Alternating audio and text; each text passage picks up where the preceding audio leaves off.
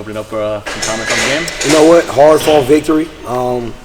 It was a great game to be a part of. Just being able to see, the ups and downs throughout the course of the game, to see how it finished. The last 4 minutes, our guys really rallied together to make some big plays, especially the guy to my left.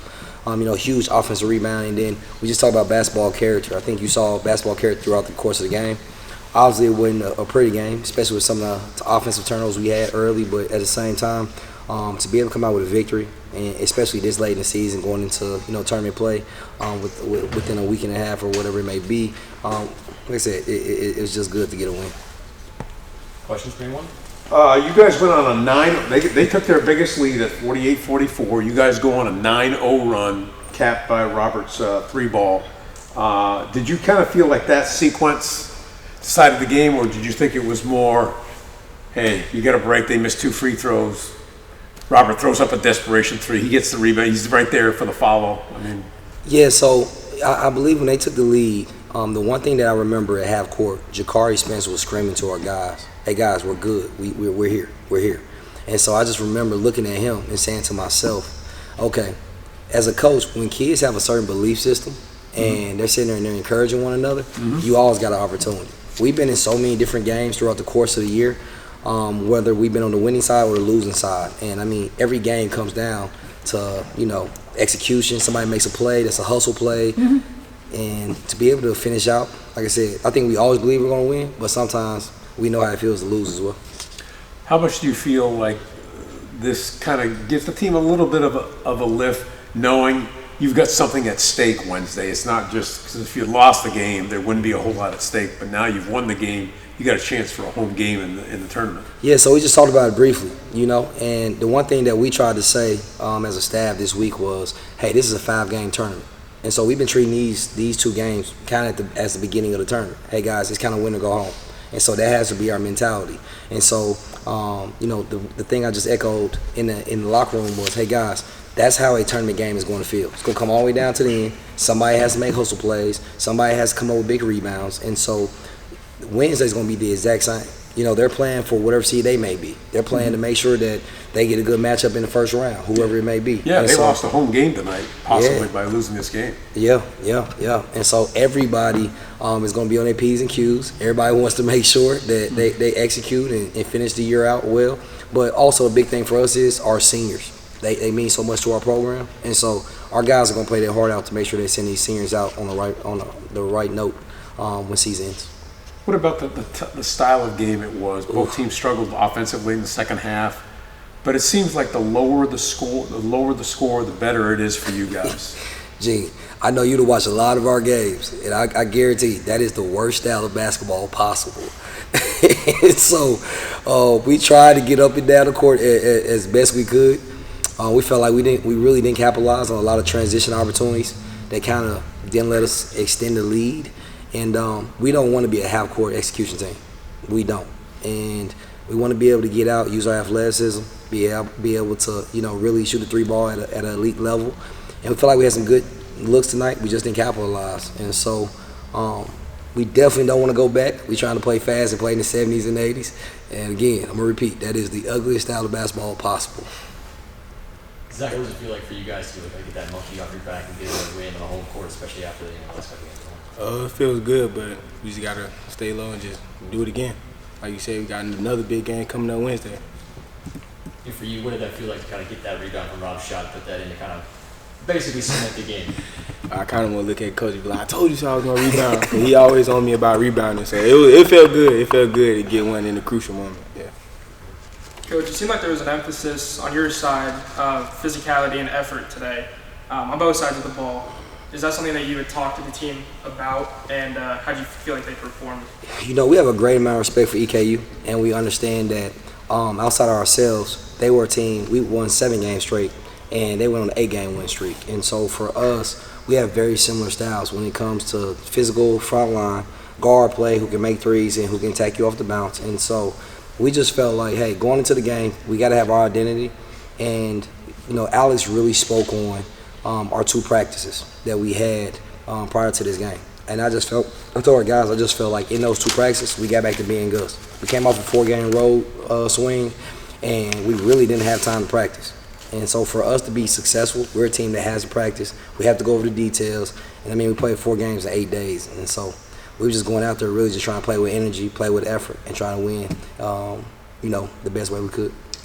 Has Stefan's injury started to linger a little bit more than you initially thought? I don't think it has. The thing that we're trying to do, we don't want to rush him back, and then he ends up being out, even longer. The priority for these guys, and I tell them all the time, if it was up to Steph Payne, he would have played tonight. Mm-hmm. But for us, their longevity, their careers, I love these dudes with everything that I have, and so I have to make sure that I keep them in mind, their health, and ultimately their parents. Make sure that they know that I love their sons, and I'm gonna do whatever is in their best interest, not my own best interest. Did he ask you to play tonight? Of course. He been asking me to play since the day North Alabama. We go out there in the warm-ups. I see him limping, and he says, "Hey, coach, I'm good to go." He has his jersey on. He's taped up. Was this like 2 weeks ago? Two weeks about 2 weeks ago, right? About 2 weeks ago. And he's literally limping in warm-ups. He's like, "Coach, I'm playing." And he's like, "We need this game." And I'm like, "Yeah, I know we need this game, but I need you to be okay too." So that's way more important than me getting this win. Would you consider possibly playing him in limited fashion Wednesday just to get him warmed up, or do you you see all the rest between then and the start of the tournament, especially if you have a home game, right? Yeah, I think he needs to rest. Like I said, his mentality is ready to go. His love for the team, the way that he coaches throughout practice, he's fully involved. But at the same time, I don't want to put him out there and then he steps the wrong way and then that injury becomes something bigger than what it really is. And so we know he'll be ready to go for the tournament. Any concerns that if you wait until whoever you play in the quarterfinals of the tournament that there'll be too much rust built up, or do you just kind of feel like, I want him to have more of that rest and just... Yeah, the one thing with Steph is a lot of the things that he does is more so defensively.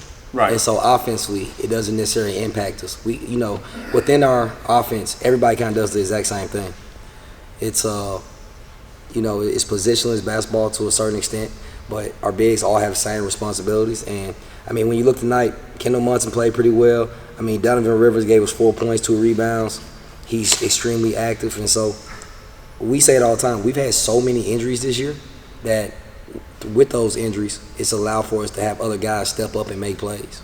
And so a guy like KJ Jackson, who never really played early, comes in tonight, he has 2 threes, 2 rebounds, and so he's explosive. And for us, that's the type of guy, that's the type of opportunity you want your guys to have. So basically what you're saying is you're expecting Stefan to be a rim protector the way Myrick was a rim protector for Eastern Kentucky, yes, but not necessarily a scorer. Yes.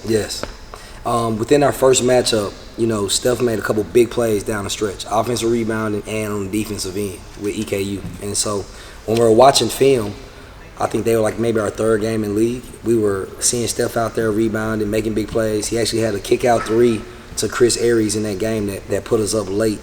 And he was like, "Man, look, coach, I told you I can help you guys." And I'm like, "Yeah, I know." But at the same time, he's going to rest up and be ready to go. Of course, nothing's impossible regardless of who you put on the floor, right? Because anything can happen on a given night. But I would think Stefan being there, significantly increases your chances of winning, especially if you have to win 3 games in 3 days. Oh, absolutely. When you talk about a guy who I believe he averages 10 and right under 9 rebounds a game in conference. And so 2 games prior to him getting hurt, he had 20 and 10. And so he single-handedly helped us beat Bellarmine at home. And so to be able to have a guy who can do both and can rim protect, we're going to need him going into the tournament. And so I just want to make sure 3 days, the short amount of time that we have, that I don't mess it up and play him early and then it sets him back.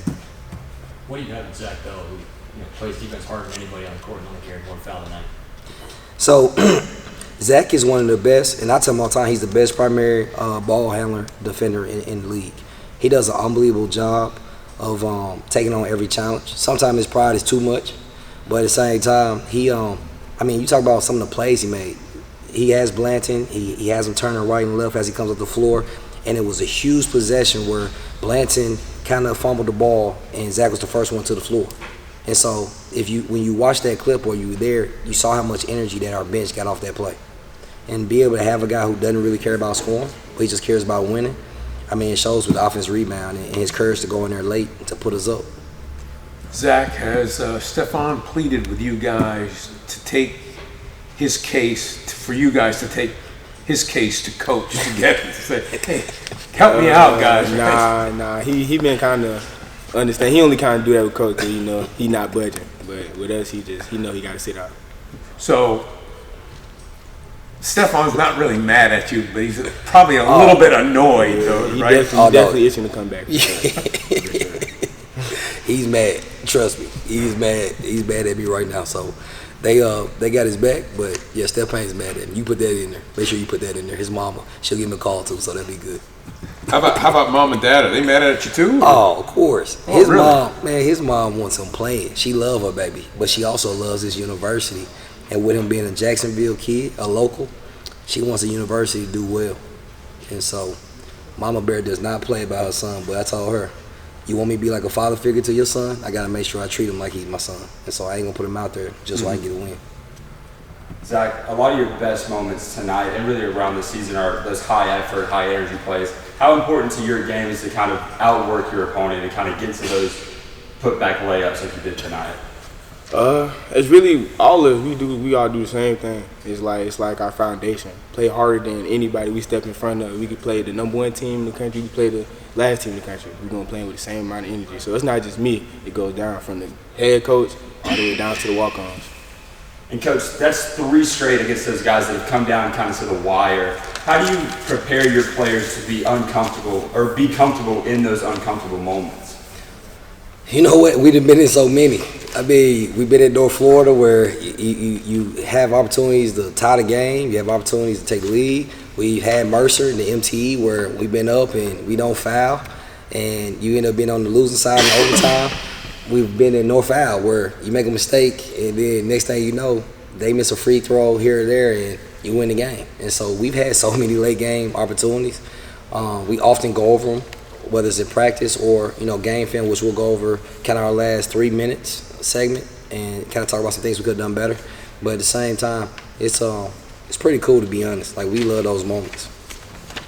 How did you kind of feel like the difference tonight was the way you guys defended the 3? I mean, Holt was a really, really good shooter. Big but, time. You defended everybody else. I mean, Butry was 1 for 9, and 8 for 32. You're going to win a lot of games if they're shooting 25% from 3. So, Gene, I know you was probably at that UNF game, and you probably saw we didn't defend the 3 very well. Mm-hmm. And so you can imagine this guy that you talking to was very passionate about defending the 3 in practice and getting on our guys. Whenever you give up 15 threes and you go over the game plan and you don't follow it, there's an urgency that we had to do as a staff to make sure they understand. Like, these guys can't get looks. They can't not be contested. And so for us, going into this game, we knew they had a primary ball handler and a bunch of shooters around them. And so I told them, it's going to be very similar to North Florida. You have to make sure you get them off the three-point line. But with that being said, they also crash the offensive rebound. So they give you a certain look that, you know, a lot of teams don't give you. They shoot extremely well, but they also clean them up. And yeah, but when you have 24 missed threes, they're gonna have offensive rebounds. That's just the way it goes. Yes. And so the one thing that we just looked at, they had 13 offensive rebounds, but they only had 7 points, second chance points, which means, like I told them, they're going to get offensive rebounds, but we have to make sure that we keep playing. Like, they're going to get it, but we got to keep scrambling, keep walling up, and forcing those guys to make shots and make things that they don't want to do. Well, fortunately, your last missed 3 got rebounded in the right way, and that ended up being the difference in the game. You're 100% right, G. All right, Coach Zach, thank you guys very much. I appreciate it. Thank you, guys.